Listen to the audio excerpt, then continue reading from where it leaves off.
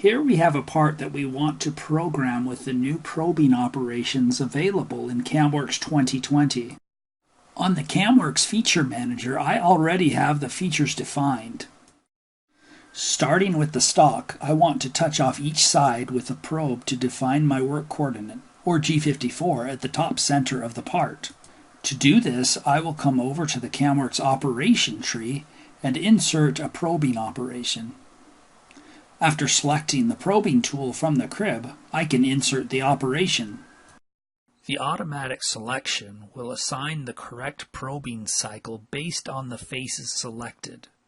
For this first probing operation, I will select the stock to define the faces in X and Y that will be probed. Once selected, the tool path is generated.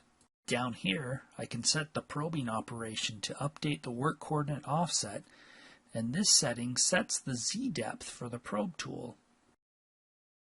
Next, I will generate the face milling operation. With the face machine, I will probe the top face to reestablish the work coordinate, or G54. This time, I will measure Z, select the top face, and then set it to update my work coordinate system. This center hole's geometry is critical. It has been defined with the ream strategy.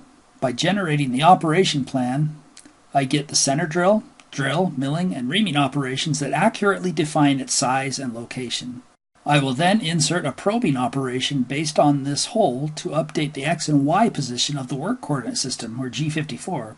The bore probing cycle will be automatically selected based on the selection of the cylinder in the graphics area. We can then generate the rest of the operations for this setup.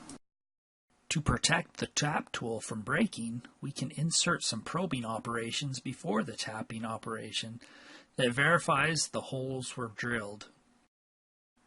Since I am checking on the tool, I will leave the Update WCS offset parameter unchecked. Once a probing operation is created, I can control drag and drop the operation to copy it for the other holes. I can also drag and drop the probing operations to the place where I need it, right above the tapping operation. If I run toolpath simulation or step through the toolpath, we can see the tool movement of the probing operations.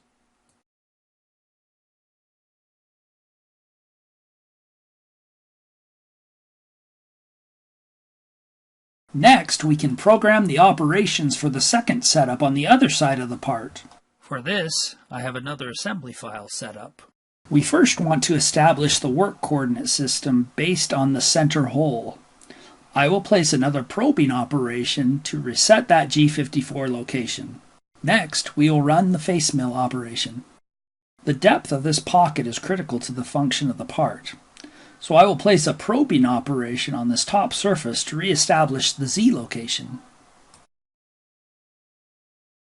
Once again, I can see the probing cycles if I step through the toolpath or run toolpath simulation.